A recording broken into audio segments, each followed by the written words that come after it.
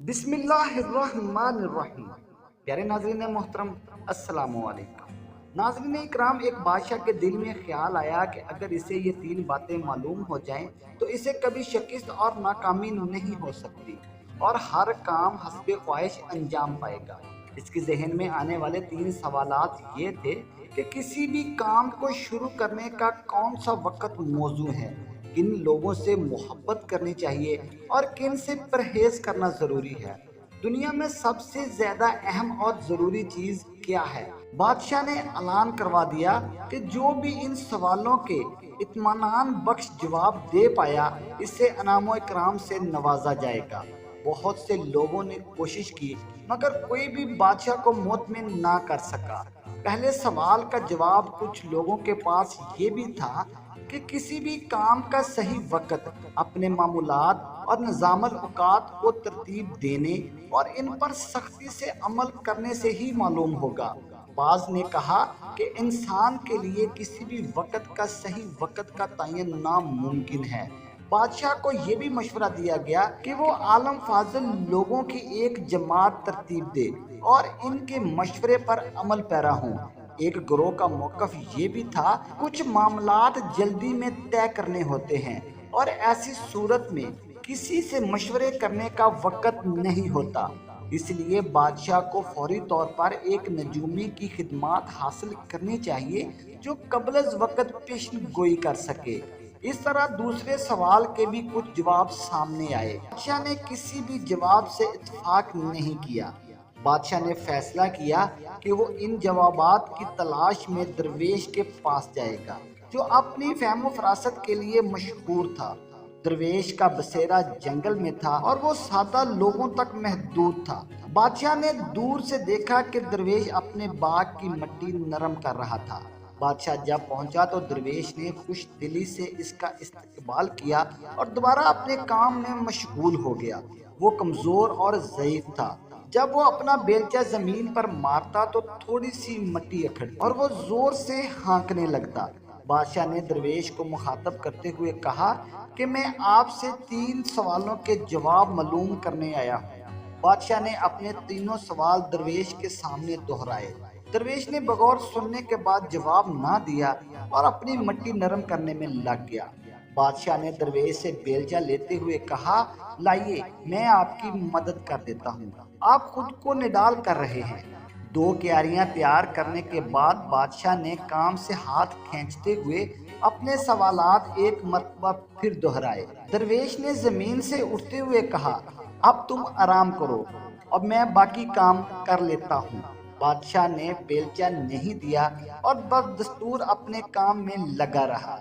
एक घंटा गुजर गया और फिर कई घंटे गुजर गए। सूरज दरख्तों के पीछे डूबने लगा। बादशाह ने बेलचा जमीन पर रखते हुए कहा, अगर आपके पास मेरे सवालों के जवाबात नहीं हैं तो मैं लौट जाता हूँ। इतने में दरवेश ने कहा, वो देखो कोई हमारी तरफ भागता हुआ आ रहा है, आओ देखते हैं कौन है। बादशाह ने मुड़कर देखा तो एक आदमी जंगल से भागता हुआ आ रहा था और दोनों हाथों से अपना पेट पकड़ा हुआ था और उसकी उंगलियां खून से लिथड़ी हुई थी। करीब पहुंचते ही वो गिरकर बेहोश हो गया। वो बिल्कुल साकत था और कराहने की मदम सी आवाज आ रही थी। बादशाह और दरवेश ने आगे बढ़कर उसको देखा तो उसके पेट पर गहरा जख्म था। बादशाह ने इस जख्म को मुमकिना हद तक साफ किया और मरहम पट्टी कर दी। जब खून बहना बंद हो गया, आदमी ने होश में आते ही पानी मांगा। बादशाह इसके पीने के लिए ताज़ा पानी लेकर आया। इस वक्त सूरज डूब गया था और फिजा खुशगवार हो गई थी।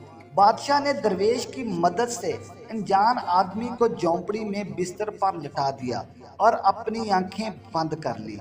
बादशाह काम से इतना थक चुका था कि लेटते ही सो गया। वो गर्मियों की मुख्तसर सी रात में पुरसकून सो रहा था।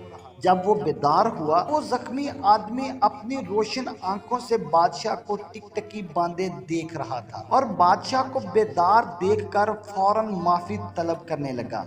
बादशाह ने कहा, मैं तुमको नहीं जानता और तुम किस वजह से मुझसे माफी मांग रहे हो। उस आदमी ने जवाब दिया, आप मुझे नहीं जानते मगर मैं आपको जानता हूँ। میں تمہارا دشمن ہوں اور یہاں اپنے بھائی کے قتل کا بدلہ لینے آیا تھا۔ میں جانتا تھا کہ آپ یہاں اکیلے ہوں گے اور میں واپسی پر آپ کو قتل کر دوں گا۔ جب پورا دن گزرنے کے بعد آپ واپس نہیں آئے تو میں آپ کی تلاش میں نکلا اور آپ کے محافظوں کے نرگ میں پھنس گیا اور زخمی حالت میں وہاں سے بھاگا۔ آپ نے کوشش کی اور میں مرنے سے بچ گیا۔ میں نے تمہارے قتل کا منصوبہ بنایا اور آپ نے میری زندگی بچائی۔ جب تک میں زندہ رہوں گا تمہارا شکر گزار رہوں گا اور آپ کی خدمت کرتا رہوں گا۔ بادشاہ سلامت نے اسے معاف کر دیا اور درویش کو دیکھنے کے لیے باہر نکلا تو وہ کیاریوں میں بیج بو رہا تھا۔ بادشاہ نے آخری بار اپنے سوالات دہرائے تو درویش نے بیٹھے بیٹھے جواب دیا کہ تمہیں تمہارے جوابات مل چکے ہیں۔ بادشاہ نے کہا کیسے؟